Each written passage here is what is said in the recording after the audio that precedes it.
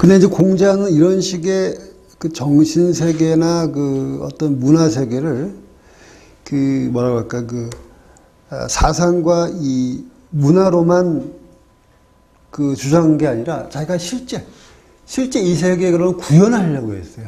구현하려고. 오늘날에는 이제 지식인도 다 이렇게 분화가 돼 있잖아요. 이공계 지식인, 뭐 인문계도 있고, 뭐 직접 나가 뛰는 사람도 있고, 주로 뭐 책만 쓰는 사람도 있고, 교육 위주의 사람도 있고, 뭐 지식인이라는 게 이미 다 이렇게 분화가 돼 있는데 지금은 이 시대는 그런 개념이 없죠. 지식인의 분화라는 개념이 없고, 이때 당시에는 그 모든 사상가들이 다 자기의 그 사상을 여기 구현하려고 하지, 세상에다가 이렇게. 그런 그 시대인데, 이 시대는. 근데, 공자 같은 경우도, 자기의 어떤 그런 그 꿈과 사상을 학문적으로만 펼친 게 아니라, 실제 이 세상에 이제 구현하려고 이제 했죠. 그런데, 공자가 이 자기 사상을 구현하려고 그 할 적에 자기 사상을 구현하려면은 혼자서는 안 되잖아. 인간이 혼자 할 수 있는 아무것도 없잖아요. 그죠? 그러니까 자기를 받쳐주는 어떤 세력을 만들어야 되는데, 세력. 이 세력이 사계층이에요, 사라는 계층. 과거에는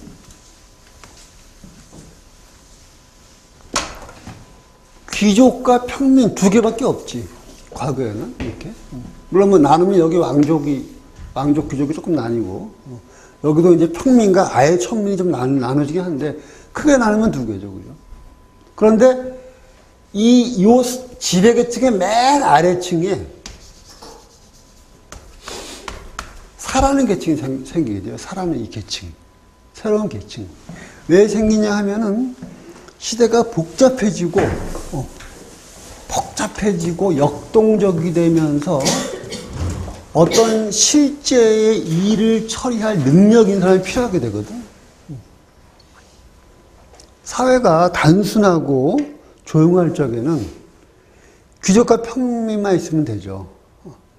귀족들은 뭐 그냥 놀고 먹고 하고 있고, 평민은 뭐 농사 열심히 짓고, 별다른 뭐 그게 필요가 없겠지, 그지? 그런데 이제 시대가 복잡해지고 옛날의 예절이 무너지고 새로운 문물이 생기고 나라가 갈라지고 하면서 실제적으로 이런 상황에 대처해가지고 뭔가 일을 할 수 있는 그런 능력이 사람이 필요하게 돼요.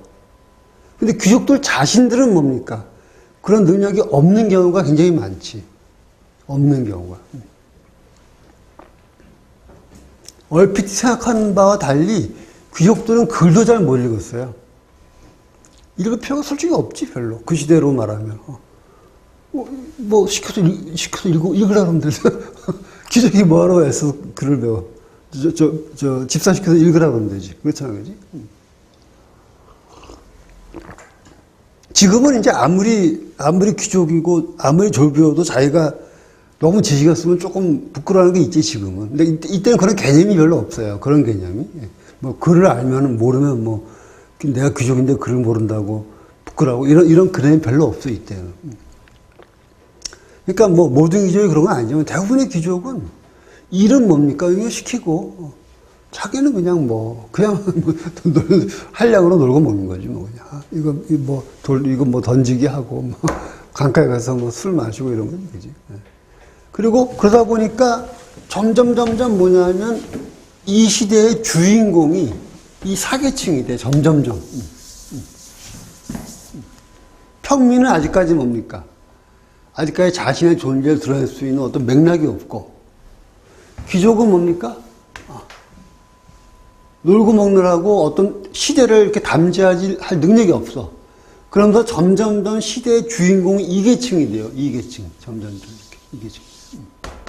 점차로.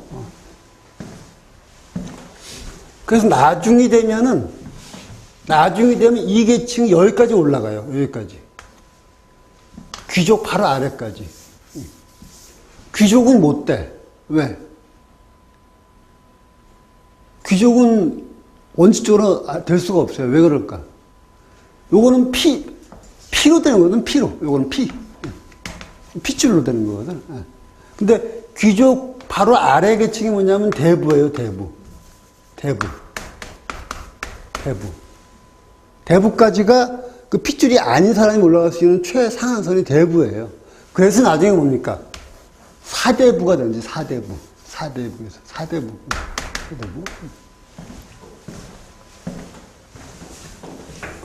그래서 나중에 이제 사대부 계층이라는 게 생기게 되지, 사대부가. 물론 그렇게 해서 또 사대부 계층이 뭐 만족하고 뭐 혼인하면 또 귀족이 되는 거지, 또 그렇게 또. 그러면 이제 그때 당시에 사라는 계층이 어떤 계층을 하는 거냐. 각주 8번 있는 그 페이지 아래쪽에 보면은 예악, 사어, 서수 이 6가지를 배워요. 제사를 이렇게 지낼 적에는 여기에는 무슨 고기를 놓는다라든가 이런 거지. 그 다음에 악, 넓은 의미의 악. 그 다음에 사는 화살 쏘기죠, 화살 쏘는 거. 어는 뭐냐면 말 모는 거. 그 다음에 서는 글씨 쓰는 거. 또는 뭐 서류 정리하고 여러 가지 뜻하겠죠. 수라고 하는 건 이제 뭐 오늘날 생각하는 그런 수학 비슷한 그런 실질적인 어떤 그런 공학적인 그런 거. 이걸 뭐라고 하냐면 육예라고 하죠. 육예. 예술할 때 예자. 이 육예는 원래는 귀족들의 파이데이야. 귀족들의 교양이지, 원래는. 그러나 이제 귀족 계층이 점점 안일하게 되고 무력하게 되면서 이제 사계층이 이제 이런 유계를 떠맡게 되고 그런 과정을 통해서 이제 사계층이 점점 시대의 주인공이 되죠.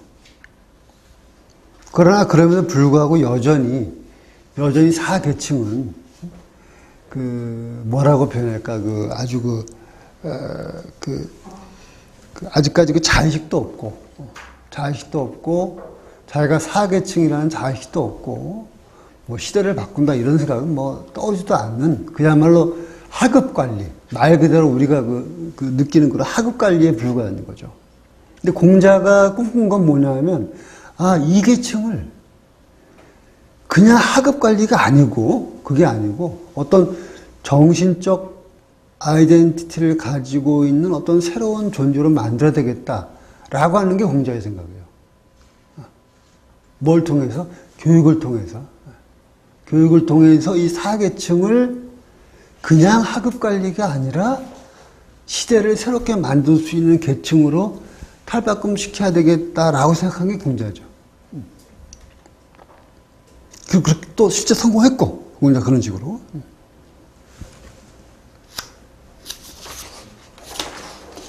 그래서 이 공자를 통해서 사계층이면 뭐 다는 아니지만 많은 사람들이 의식이 고양이 되고 그 고양된 의식으로 세상을 바꾸기 시작하죠.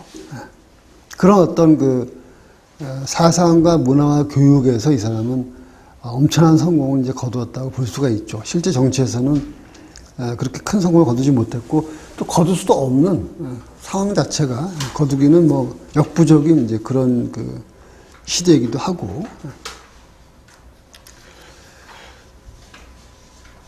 그래서 공자가 태어난 노나라에서 이제 공자는 굉장히 어떤 뭔가를 해보려고 노력을 많이 했고, 요새로 말하면 검찰총장에 해당하는 자리까지 이제 올라서 또 활약을 많이 하고, 제나라와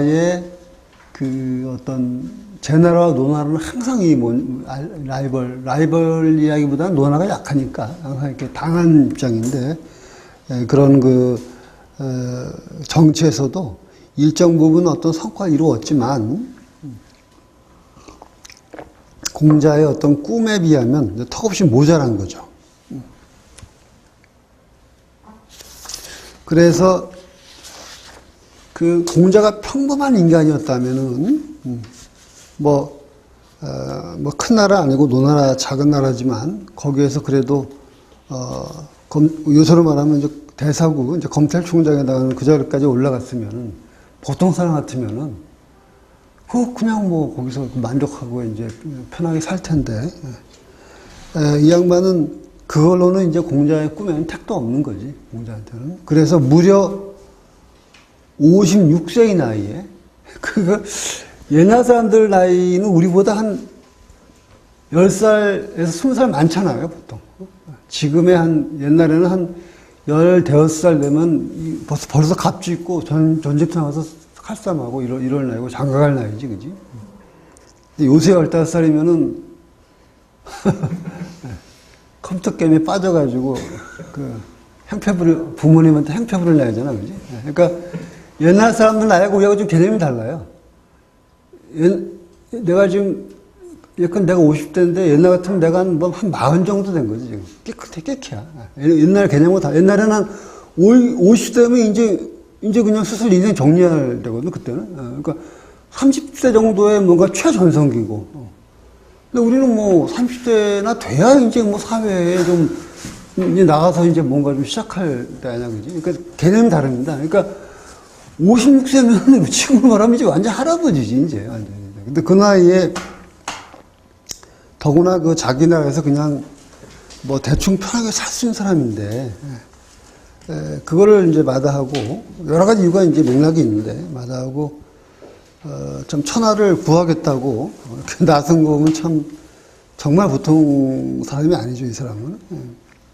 그래서 무려 14년을,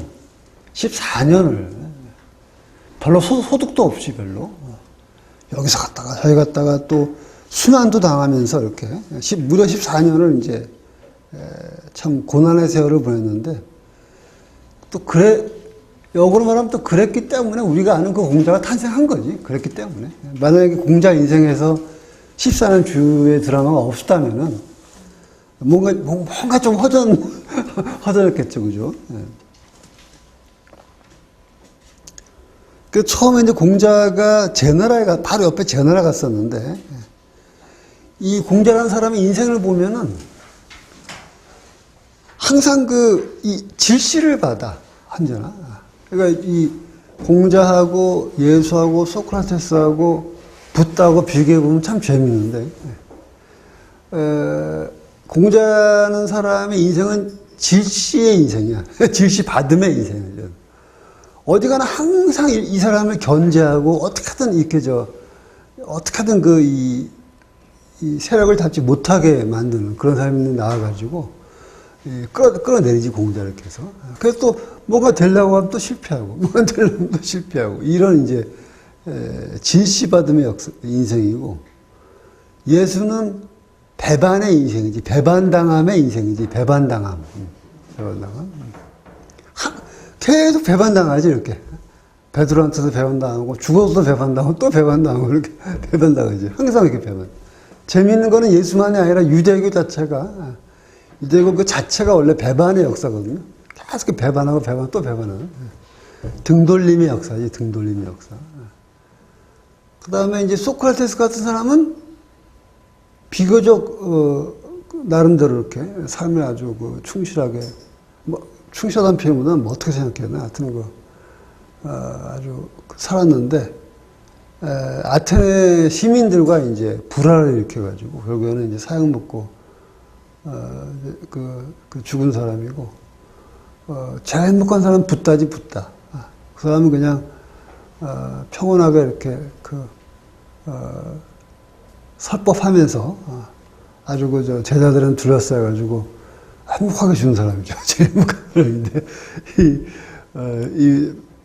공자의 인생은 질시받음의 인생이다, 항상. 질시받음. 그래서, 여기 가나 저기 가나 하여튼, 뭔가 일이 잘 안 돼요, 이제. 그래서, 처음에 이제 제나라 갔을 적에 안영이라는 사람인데, 안영은 그 사람 자체로서는 훌륭한 사람이에요. 제나라의 어떤 아주 훌륭한 재상이고, 근데 그 안영이 또 이제 공자를 지시해서, 근데 안영 같은 경우는 단순히 지시했다라고만 볼 수는 없어요. 실제 사상이 분명히 달라. 안영은 법가라고 단정할 수 없지만 법가에 가까운 사람이고, 아주 실무형이고 그런 사람이기 때문에, 공자처럼 무슨 뭐 언어를 강조하고 뭐 책 강조하고 문화 강조하고 이런 사람에 대해서 상당히 좀 이렇게 사상적으로도 그다지 이렇게 친밀감을 못 느꼈다고 봐야 되겠죠. 그래서 뭐 단순히 그냥 소인배의 지시라고 얘기할 수는 없고, 안영하고는 뭔가 같은, 뭐가 안 맞은 거지, 그러니까. 체질적으로. 그래서 이제 못 가고, 그 다음에 이제 뭐 위나라에 갔다가 또 무슨 뭐 송나라에 갔다가, 그 다음에 뭐 진나라에 갔다가, 하여튼 심지어 저 밑에 초나라까지 갔다. 근데 우왕좌왕하게 돌아다니는데, 그러면서 또 줄거비도 몇 번에 넘겨 있어요. 줄거비도 이렇게. 근데 이제 굉장히 인상 깊은 대목 중에 하나가,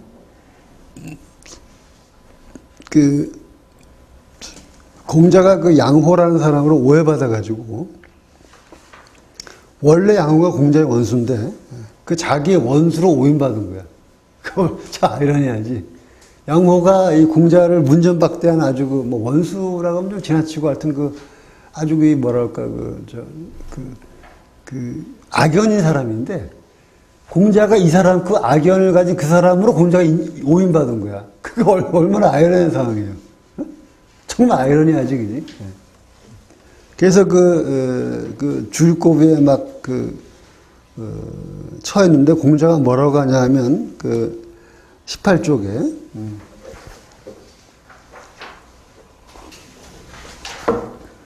아, 18쪽에 아니라 각주 18번 있는데 거기 보면은 문왕께서는 이미 돌아가셨으나 문왕 이름이 문이지, 문왕의 약간 쪼크인데 일종의 문왕의 문자하고 이제 리터러처라는 문하고 같이 이렇게 얘기한 거지. 문은 바로 여기에 있지 않은가. 여기라는 건 자기죠, 그죠? 하늘이 없으려 하였다면 그것이 어찌 지금 이렇게 남아있겠는가. 하늘이 원치 않거늘 광 사람들이 나를 어찌하겠는가. 그러니까 공자는 자기의 인생에 대한 정말 확고한 생각을 갖고 있던 사람이지. 하늘이 나를 원치 않았다면은 내가 왜 여기 이렇게 살아있겠느냐.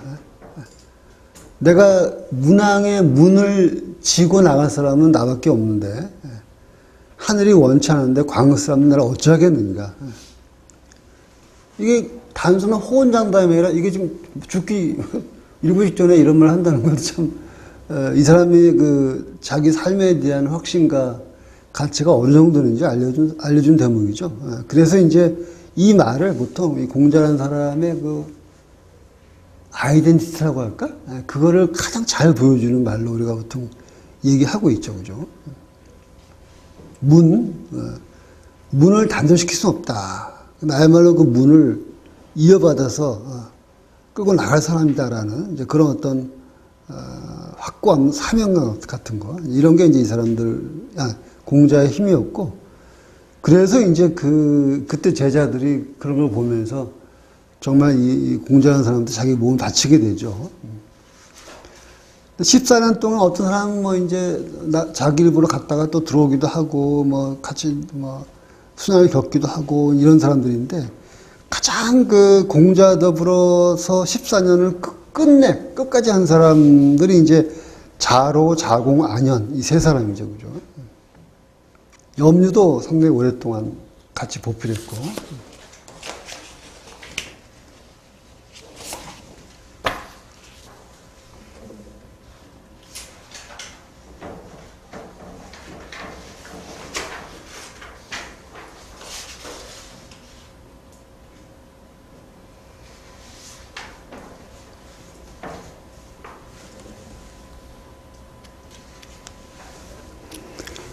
그러다가 이 사람들이 이제 도저히 뭐 길이 없어가지고 돌아가려고 하는데, 그러니까 공자의 아이러니는 학문적 명성은 갈수록 높아져요. 누구나 인정하는, 천하가 인정하는. 그래서 그 우스갯소리가 아니라 그 우스꽝스러운 일이 있는데, 오나라 왕이, 오나라는 지금의 그 양장은 하류지. 요 남쪽 양장은 하류, 오나라는. 그 오나라가 있고 월나라가 있지. 오나라, 월나라가 피나게 싸우죠. 와신상담이란 말이지, 와신상담. 그게 이제 여기서 나온 거야. 또, 5월 동주. 5와 월이 같은 배를 탔어. 살벌한 상황이지, 그지? 이런 말이 다 여기서 나온 말이지. 와신상담, 뭐 5월 동주 이런 거. 그 다음에 서시라고 하나? 서시 미인? 범녀가 서시를 이렇게 아주 예쁘게 키워가지고 미인계를 쓰지. 그 얘기도 여기서 나왔고, 이 5월 얘기가 참 재미있는데, 여기도 또 5월도 뭐냐면 이 본토 중원 문화가 아니에요. 남방 문화, 아예 다른 문화예요, 여기는 기본적으로. 그것도 이제 재미있고, 지금의 태호란 큰 호수 있지, 그지? 태호가 있고, 소주, 항주 있는, 이제 그쪽 계통이죠, 여기가. 그래서 이제, 그 사람이 공자한테 자문을 구할 정도로, 공자의 어떤 그 학문적 위상은 높아가는데, 그 높아가는 학문적 위상에 전혀 걸맞지 않게, 현실의 정치는 참 이렇게 따라주지를 않죠, 그죠?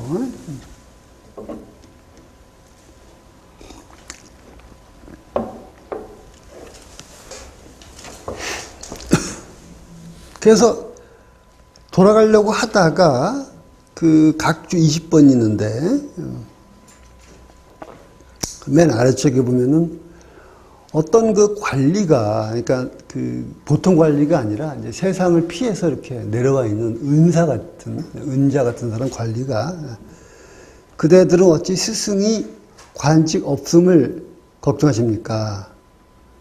천하에 도가 없던 지 오래라 장차 하늘이 선생을 목탁으로 삼으실 것입니다. 그러니까 하늘이 선생을 목탁으로 삼는다라는 얘기는 뭐냐면 하늘이 공자를 통해서 자기 목소리를 낸다는 거죠. 그 공자가 목탁이고, 목탁은 두드리면 소리 나잖아요. 이렇게 소리 땡땡. 그러니까 하늘이 공자를 통해서 자기 뜻을 전할 거다라는 그런 의미죠, 그죠? 그래서 여기에서 용기를 얻어가지고 다시 이제 또 위나라로 가고 이렇게 하는데 역시 결과는 좋지는 않았죠, 그죠?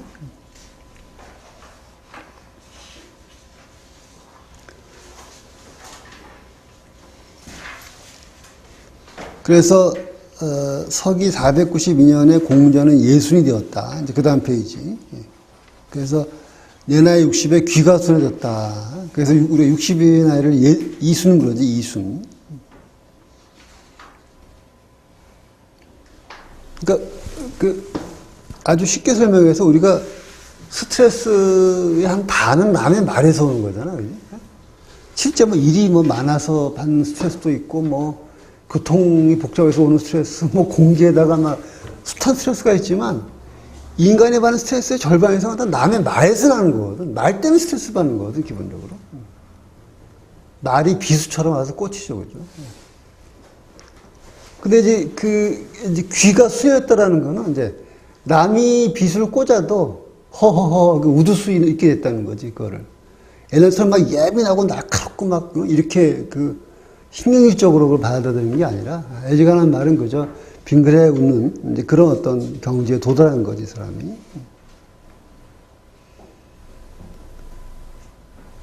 어쨌든 이렇게 공자는 내면적으로도 학문적으로도 어떤 경지에 올랐지만은 이 사람의 인생이 지시받음의 인생이기 때문에 끝내는 별다른 어떤 성과를 거두지 못하고 줄거비 넘기면서 결국에는 이제 노나라 되돌아오게 되죠, 결국에는. 되돌아와서는 물론 이제 이제 공자가 이미 요새 표현으로 하면은 세계적인 그 인사가 돼가지고 왔으니까, 그 나라에서는 물론 대접은 아주 잘해주고, 국부, 일종의 국부로서 이제 대접을 받았지만 이때쯤 되면 이 사람 자신이 이제는 세상을 바꾸겠다는 생각을 포기한 것 같아요. 일단 포기하고 이 세상은 더 이상 바꿀 수 없다는 어떤 그 절망감 속에서 그 생을 마치게 되는데, 그 대신에 자기가 살았던 그 삶과 사상을 책으로 남기죠. 춘추라는 그 책으로. 그래서 우리가 이 시대를 춘추시다 그래요. 그래서 이 시대를 춘추시대라고. 공자의 춘추라는 책의 이름을 따가지고. 그리고 이제 국가에 무슨 일이 있으면 조언 같은 걸 해주고, 그리고 제자들을 키우고 하면서 이제 세상을 떠나게 되죠.